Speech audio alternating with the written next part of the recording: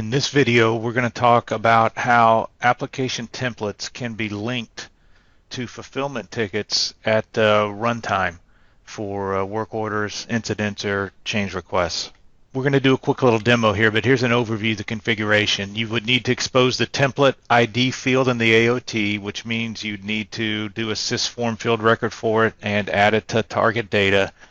And you need to use an action in the SRD that's based on fields that are unique to your application templates to pass the GUID field into the template, to the GUID field from the template into the fulfillment item, therefore linking the template to the fulfillment ticket. In the example I'm going to show you, we're going to be using work order. So some of the benefits of this: it can be used with a global AOT, PDT, or SRD, because right now templates are affiliated by company, and if you have a company, you cannot, if you have a global AOT, you cannot link an application template to it. So for the incident change templates, in this scenario, you need to make sure the authoring groups are set up correctly. And this also allows you to use one AOT in the place of many, since templates are registered for one AOT per one template, one AOT per one application template. You know, you'd have to create, if you've got 20 application templates, you need 20 AOTs. This method allows you to do a single one. So let's take a look at the setup we've got for that. So essentially, I've got a couple of application templates here for work order. There's work order templates, and you can see software templates. They're based on a couple. I'm going to be using product name. So I've got one for Microsoft Access, and I've got one for Photoshop. So if we look at the SRD I've got set up, actually let's look at the AOT first. These are the templates, and essentially the AOT is pretty straightforward. Global, no template, since we're linking it dynamically, and here's template ID. It's the only field I'm exposing here. Obviously, if you need to map other stuff, you can expose fields as needed.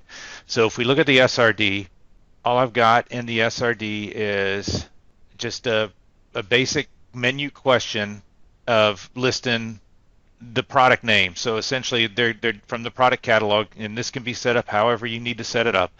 I'm using product catalog, and then the template ID field.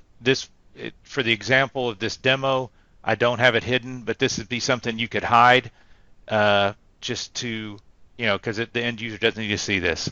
So then in the actions, essentially I'm just taking if the product name from the template, and in work order it's product name 2, if it matches the question, you put the GUID value in template ID, and then we just essentially map template ID to the variable I created.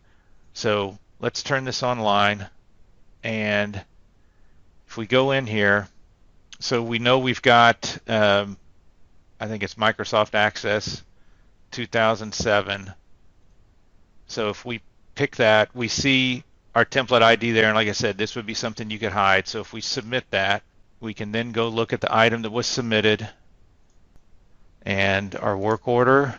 We see the template, Access 2007. If we go to categorization, it's got our products there. So let's just now then quickly select the other one that I had set up here for the example of Photoshop. And there's our GUID of that template. So we submit that one.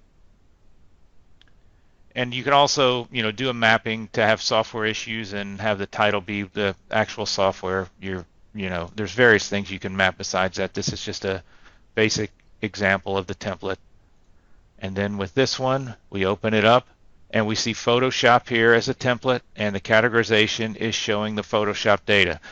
So that's just a brief overview of what can be done to pass a template dynamically using one AOT. You can use, you have however many templates you have, depending on what people select in the drop down of that menu or however else you have it set up, the template will be associated to it at runtime. Thank you.